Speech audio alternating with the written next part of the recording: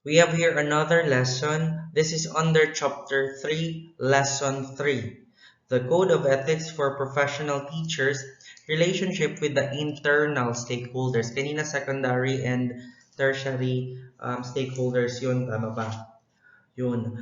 Ngayon, relationship naman with the internal stakeholders. So this lesson, the Chapter 3, Lesson 3, composed of the three: the teacher and the learners, the teacher and the teaching community, and the teacher and higher authorities.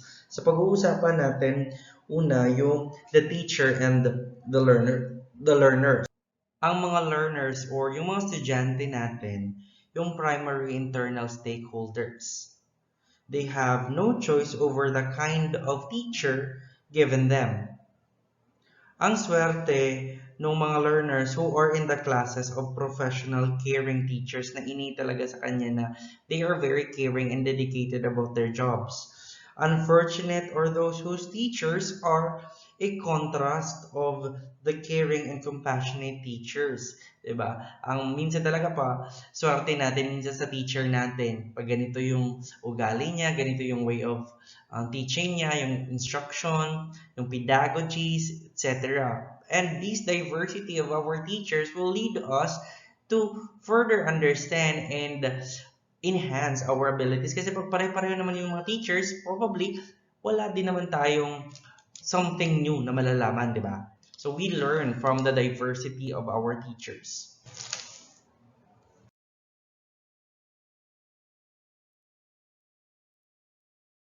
Article 8 of the teacher and the learners, section 1, states that a teacher has the right and duty to determine the academic marks and the promotion of learners in the subjects they are handling.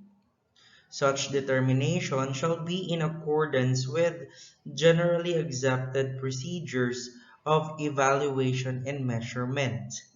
In case of any complaint, teachers concerned shall immediately take appropriate action observing the process. Diba? You are responsible of the progression of your estudyante, lalo na for the next year level or grade level.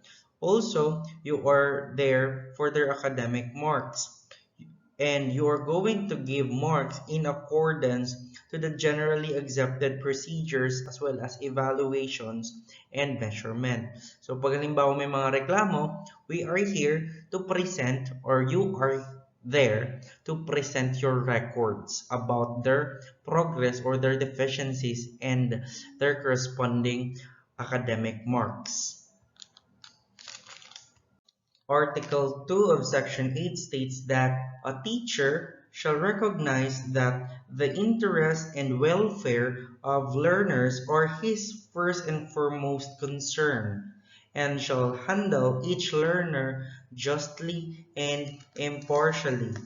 Section 3 states that under no circumstance shall a teacher be prejudiced nor discriminatory against any learner. And Section 4 states that a teacher shall not accept favors or gifts from learners, their parents, or others in their behalf in exchange for the requested concessions, especially if underserved. Section 5. A teacher shall not accept, directly or indirectly, any remuneration from tutorials other than what is authorized for such service. For Section 6, a teacher shall base the evaluation of the learner's work on merit and quality of their academic performance.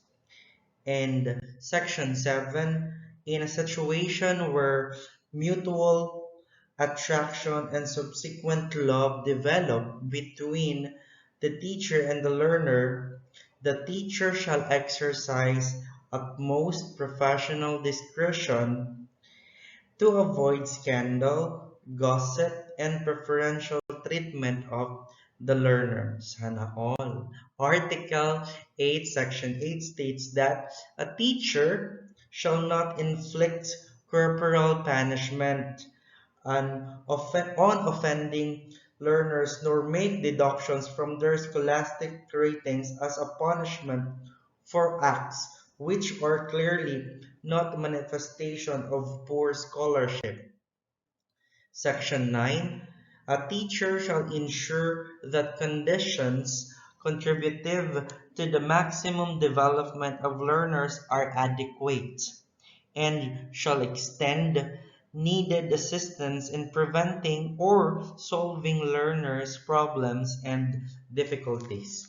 Perhaps the teacher's traits that are wished by most can be summed up in the words caring, di ba? Yan yung mga gusto natin, compassionate, and fair. Yan yung mostly na hinahanap natin sa isang teacher. Caring, compassionate, at patas.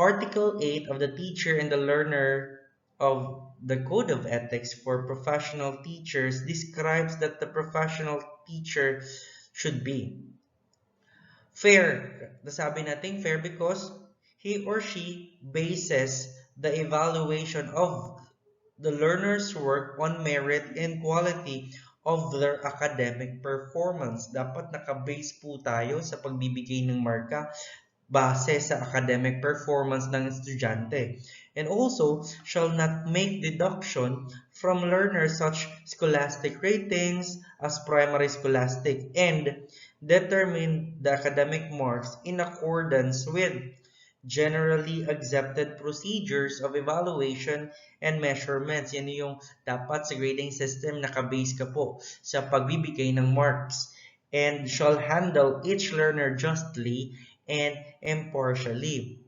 And should love develop between the teacher and the student, the professional teacher is expected to be fair regardless of that relationship because he or she shall exercise utmost professional discretion to avoid preferential treatment of the learner.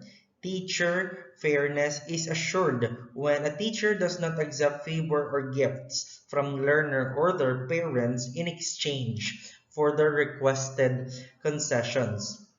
And a professional teacher is likewise described as caring and compassionate.